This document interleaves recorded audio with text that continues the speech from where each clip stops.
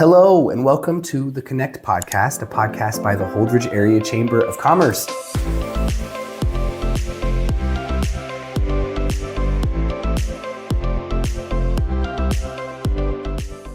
Welcome back to Connect, a podcast by the Holdrege Area Chamber of Commerce. Really excited to get a chance to chat with Joel Pelster, the branch director at the Don Sjogren YMCA. We're going to get into some questions, but before we start, I want to say a special shout out to Rhonda and Terry's Funky Monkey Shaved Ice and More.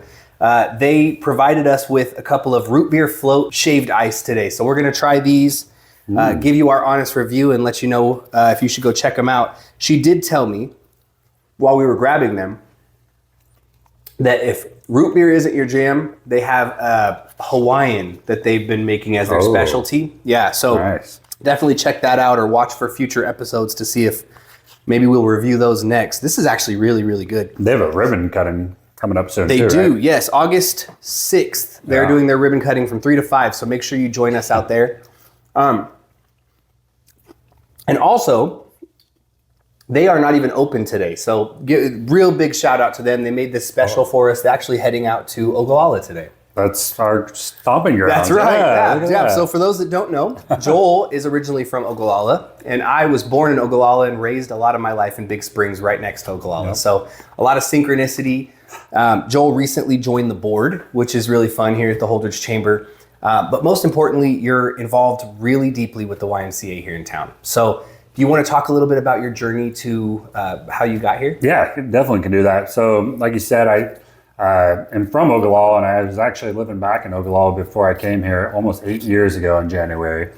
We used to have family lumber yards, Gilder Lumber, and I ended up having an opportunity to sell them to Mead Lumber. Some of you may have heard of it. There's some near Kearney has one. But I went to college for sports and business administration, and my brother is actually here. I could probably speak about him a little bit more later, but he saw the job opening for the sports job, kind of fell in line with my passion, and applied for it and been here since. It's been great. It was actually October is when I took the new role as the branch executive director. I've just fallen in love with the Y. I've fallen in love with the community of Holdrege, and just kind of getting involved with all that. It's been amazing to have you, not only at the YMCA, but on the board. Your leadership and everything has been great. You've been awesome to work with. One of the things that I wanted to talk to you about a little bit is you mentioned you started as, is it the sports director? Yep. Is that what you were? How do you think that shaped the way that you run the YMCA currently? Yeah, so when you're working with sports, people get really passionate about sports, maybe more than anything else. And, I was a kid that played all the sports and seen it, been on both sides of it. First off, a lot of great people. I mean, people that put all the time and effort, volunteer for the kids. I've got to make so many connections with these parents and their kids over the years and meet so many people through them. So that's been a blessing with it. But also you just got to understand, like when you're working with people and they do get things they're passionate about, their tempers might flare and stuff come up. Yep. But at the end of the day, for them and you, it's not personal. It's just the moment of thing. A lot of times your relationship grows off that, even more. And I mean, it's kind of like a family. You get in those arguments and you get tighter through it. Same thing. It becomes a family and you grow through it. So, and you're usually passionate mostly about the things you care about the most. Yeah, exactly. Yep. You'd rather take that over somebody that doesn't care at all and they're out there doing things or shrugging it off. Well, and I don't know that people know, you guys are involved in a lot. I mean, obviously YMCA and sports go hand in hand, but one thing I was really interested in is you guys did an esports tournament at the Midsummer Festival. Yep. So just kudos on not only focusing on like the classic sports, but focusing on all of the things that kids are involved in. Yeah, and we talk about that all the time. It's actually YMCA's across the country have talked about like esports, and every kid's passion isn't just straight to the basketball, football, your main sports out there, but like other activities and esports, same thing. Like you're still getting that engagement with other kids. You're learning, discipline, ways to follow in your coaches. So many values that you can get out of it and connections. It's true. No, it is true. And you guys might not know, but I only know how to swim because of a YMCA. I actually took swimming courses when I was a kid. So the YMCA is actually huge in our family, but also just in my upbringing, One of the things we talked about, and we've talked about a lot, is Holdrege is only 5,500 people. And the county is really only 7,000 people. Yep. And so it's really important to have a YMCA in our community. Do you want to speak a little? Oh yeah, 100%. So like YMCA's, even 20 years ago when ours was built, it was more common to be in bigger cities, bigger towns, and sizes like ours. When ours was built, we were probably one of the smallest towns to have a YMCA on our own. Mm-hmm. Now you see like Gothenburg's kind of partnered with us, part of association. I know McCook has one, but was very uncommon. So we were very lucky to have it when we got it here, and that took so much vision planning from people from our community, people that are still here. Yeah, I've been learning a lot of that over the last year. It was amazing what they did to bring it here to us. Yeah. Well, and from what I've heard, I interviewed Christine Jacobson. Yeah. And she talked. She was involved in that when they brought it here, and she spoke to, their plan in the beginning and how it's grown and how they've checked all the boxes that they had of goals in the beginning. So you guys have just done a wonderful job, honestly. But you guys, you mentioned the esports. You're known for a lot more than just the sports, the fitness. Mm-hmm. What are some programs and some services that you guys are currently working on? Yeah, so I always say about the Y, you have kids from babies all the way up to 90-year-olds there going through the door in a day, and we try to get programs and activities for all of them. Mm-hmm. We aren't just a fitness center, we're not just a gym, and we're not a pool. I mean, those are great things we have, and put them all together, but we also have all programs going year-round, different things. Right now, a big one that I speak highly of is our Kids Cafe. Yeah. We're, when you get to school time and school's out, kids need a place to eat still. Parents need a way to feed their kids. And absolutely. So we have that Monday through Friday where they can get a free meal and go through it. And that does take a lot of community support. We have actually members bringing in food to help supply for that. Different areas are helping with it. And we're actually looking to do a golf tournament in September. Oh, that'll be fun. It'll be our first one. And it's something to help kind of offset a lot of the costs with the Kids Cafe and food costs and all that. But that's amazing. That's a program. One of my favorite ones we do is Veterans Day breakfast. Another one that's the least we could do for our veterans of what they've done for us. But we serve a breakfast in the morning, and actually if there's a blessing that's come from COVID, when that happened, we had to kind of alter different things. And then eventually it grew into, like we used to do it before our school, it grew into not until after our school starts, and we have all the kids from all the elementaries. Oh, that's amazing. Holdrege, the All Saints, and Legacy, all three, they come over and they actually make all these posters and signs, and they learn some songs to sing. And that's amazing. Yeah, and this year we had the high school band and choir come and played like the national anthem and then the military branch songs, and it was so cool. That's amazing. It's great to see, and again, it's the least we could do for our veterans. Yeah, well, and we've got some talented kids in our community. I know from the marching bands to the choir, it's insane what these kids are involved in, but really just their talent is insane. It's funny to speak of that. Our summer camps right now, they're doing a talent show at this minute at the Y right now. That's amazing. So they're doing some stuff. I'm glad I'm here because I don't think I had a talent to do at that. But, No, that's another one. When we first moved here, my wife and I, we both worked, and we didn't have a way to continue that through the summer. Yep. And the YMCA summer after school program we did, and then also just the summer program really saved us. It really did. It's a blessing to our community. Yeah, that's what again, when school's out, even after school, they need a place for parents. Usually work till 5 or 6, not till 3 when school's out, 3:30. We're great location for the elementary. We have the kids walk over, and they have a whole gym to play on certain days. They can swim. Our community room, we usually have snacks and that's amazing. Movies to watch and things like that. And they do some book reading and extra stuff. That's great. Help them burn off that extra energy before bedtime. Parents definitely appreciate it. So I want to speak a little bit about the chamber board. How has that experience been for you? And do you think that makes an impact on how you operate at the Y on a day-to-day basis?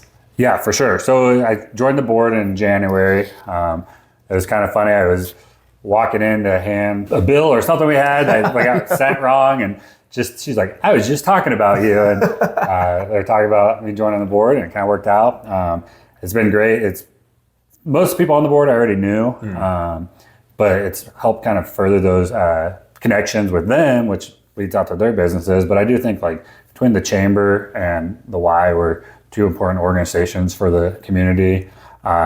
The more connections we have and things we can do together to only better the community. That's absolutely right. You know, for those that don't know, when it comes to community events, the Chamber and the Y work hand in hand for all of them. I mean, Winterfest and the Midsummer Festival, but also just throughout the year, there's so much collaboration going on. So as a partner, you guys have been great to work with. But when we ask people what their favorite parts of the festivals are, you know, especially, you know, Swedish Days and the Midsummer Festival, it's top 3 with that silver run, and all of the things you guys do for Winterfest is just so much fun. Everything we can do for our community to make them just have a good time is great. Well, the Midsummer Festival, I learned this year how much work you put into all that. Yeah, we do our parts through the YMCA, but it's amazing what you and the team have did this year for it. It's a lot. And you know what, my biggest thing is I just love watching it grow. I love watching, you know, people come to our community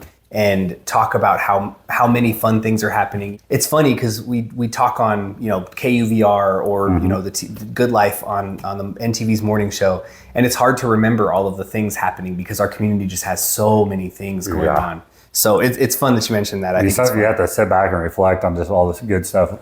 Chamber, the Y, what we've done. Absolutely. Your guys' YMCA is part of is it a charter of YMCA's?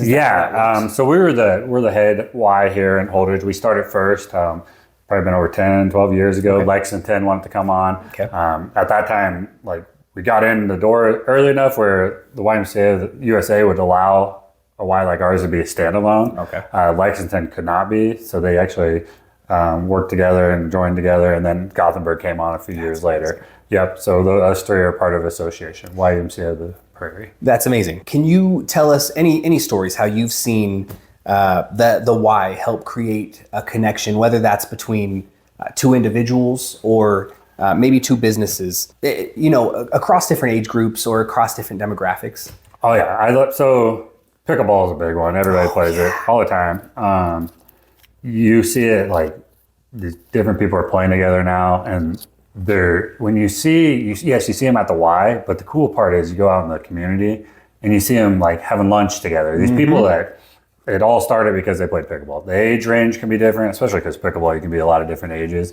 You got males, females together, and you just see those connections, those relationships. So like, that's kind of what the Y, like, we bring everybody in, but it just doesn't end there. It grows off that, and they become friends outside of it. I always think about rookie sports. We have 2 to 5 year olds coming in, and I see these 2 little 3-year-olds playing together, and next thing I see them 4 years later, they're still best friends. And it started at rookie sports. It's just cool to see those friendships and relationships that grow through the Y. That is awesome. Yeah, no, my daughter, her good friend, they met at the Y our first year here. So it definitely happens. And also, I have friends of mine that they had pictures taken of them in the pickleball tournament at Swedish Days last year. And I was like, I didn't know you 2 knew each other. Like, yeah, we played pickleball. So I think that's hilarious. What do you see as the biggest opportunity for growth, whether that's for the YMCA or just for Holdrege in general? Holdrege is an amazing town. I think there's a lot of great families here, people that are very involved. But you got to keep regenerating families in. I get the younger people coming in, and I think there's potential that could happen with some businesses and different things coming to town. Which I think needs more things here. With the Y, we potentially down the road have some vision planning, maybe remodel or additions could possibly happen. Partnerships. This is kind of outside the Y, but kind of I've been talking with people and would love to see happen is a walking trail. Something I think would be cool to, say it's outside of the Y, but I want it to at one point cross the Y. Connect the schools, connect the parks, something that could do that. You love when you get people outside. I can't remember who was talking to me about that, but if you go into a town and you're out on a summer day and you see a bunch of people walking outside or playing sports, pickleball, it just makes the town feel so much more alive and it is fun to be at. And that's why, you do our Midsummer Festival, you're outside, you see that. Those things are just for somebody outside looking in. I guarantee they're going to think highly of it. And that's funny you mentioned that. I just had this conversation with somebody that said it was two gentlemen arguing, and they were like, "We need a bike trail." And they're like, "Well, we have one out at, I think that Lake Selden has a trail around it." And he was making the same point that you were. He's like, "No, in town we need something that people can get out and do things on, you know? So, and it'd be great if those could connect and have everything. You have the South Park, North Park, the schools, the Y. Yeah. What is something that people might not see that's behind the scenes at the YMCA that you're really proud of? Wow, I already kind of talked about our programs. A lot of things we want to be out there and doing it, but I think there's, over the last year and all that time, we have meetings with the chamber. We have meetings with the school, with the city, PCDC. Every time we're vision planning, the library's done programs with us. We're always trying to have everybody together.